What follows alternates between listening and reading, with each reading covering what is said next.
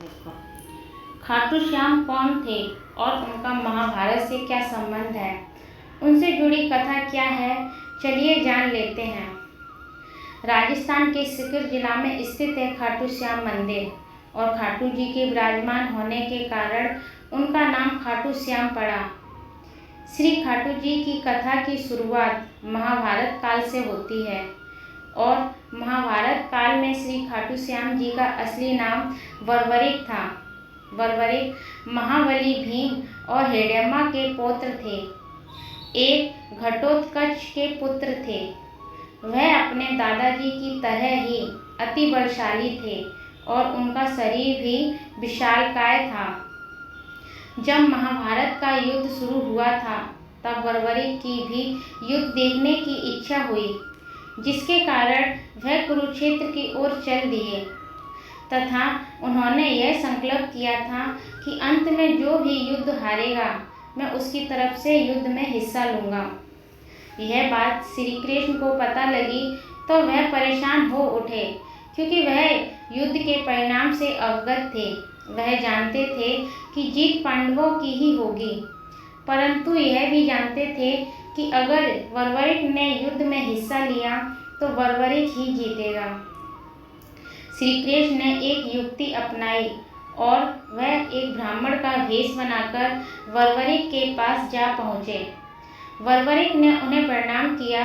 इस पर कृष्ण बोले, हे बलशाली पुरुष, आप कौन हो अथवा इतनी जल्दी से आप कहाँ प्रस्थान कर रहे हो? वरवरिक बोले, ब्राह्मण देव, मैं महाबली भीम का पुत्र वरवरिक हूँ और मैं कुरुक्षेत्र जा रहा हूँ। महाभारत का युद्ध देखने की मेरी बड़ी इच्छा है। श्री कृष्ण बोले, सिर्फ देखने की है? आप जैसा बलवान सिर्फ युद्ध देखेगा, लड़ेगा नहीं? वरवरिक मुस्कुराकर बोले, नाथ, मैं युद्ध में भाग भी लूँगा, परंतु पहले मैं देखूंगा कि कौन हार रहा है। अंत में उसकी तरफ से युद्ध करके मैं युद्ध का परिणाम पलट दूंगा। कृष्ण ने कहा, आपको अपने बल पर इतना गुरूर है। आप बलशाली जरूर मालूम पड़ते हो, परंतु जहाँ भीष्म, कर्ण, अर्जुन, युधिष्ठिर, भीम जैसे वीर मौजूद हो, आप वहाँ क्या कर पाएंगे? मुझे आपकी बातों पर यकीन नहीं है। इस पर वरवरिक ने उत्तर दिया, भूदेव, आप चाहें तो मेरे बल की परीक्षा ले सकते हैं। यह सुनकर कृष्ण मुस्कुराए, क्योंकि वो इसी क्षण का तो इंतजार कर रहे थे। वे बोले, परंतु अगर आप हारे तो मैं जो मांगूंगा आपको वही वर मुझे देना होगा। वरवरिक बोले, जैसा आप कहें ब्राह्मण श्रेष्ठ। कृष्ण ने पास ही खड़े पेड़ के पीपल के वृक्ष की ओर इशारा कर कहा, आपको इस वृक्ष के सारे पत्ते एक ही वार से भेदने होंगे। अगर एक भी पत्ता बचा तो आप हार जाएंगे।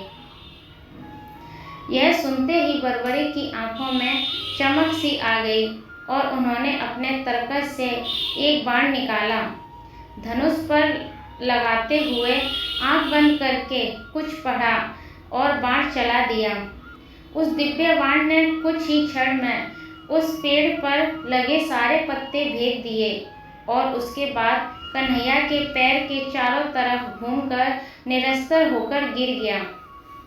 यह देख वरवरिक बोले, मैं जीत गया। इस पर कन्हैया मुस्कुराए और अपना पैर हटाते हुए बोले, शायद नहीं। उन्होंने उस पेड़ का एक पत्ता अपने पैर के नीचे दबा लिया था, जिसके कारण वह बाण भेद नहीं पाया। यह देख वरवरिक निराश होकर बोले, मांगिए भूदेव, आप क्या मांगते हैं? कृष्ण ने उत्तर दिया, मुझे अपना शीश काटकर दे दीजिए। एक क्षण भी सोचे बिना वरवरिक ने अपना शीश काटकर कन्हैया के चरणों में रख दिया। यह देख कन्हैया वरवरिक पर बहुत प्रसन्न हुए और अपने वास्तविक रूप में आकर उन्हें दर्शन दिए और बोले, वरवरिक, मैं तुम्हारे पराक्रम से बहुत प्रसन्न हूँ। अतः तुम्हें वर देता हूँ कि कलयुग में तुम मेरे ही नाम से पूजे जाओगे और जो भी तुम्हारी शरण में आकर सच्चे मन से कुछ भी मांगेगा उसकी सारी इच्छाएं पूरी होंगी और तुम्हारा यह शीश का दान सदैव याद रखा जाएगा। इसी वरदान के चलते सभी भक्त यह मानते हैं कि श्याम बाबा के सच्चे मन से जो भी मांगेगा वह हमें जरूर मिलेगा। धन्यवाद। जय श्री कृष्णा।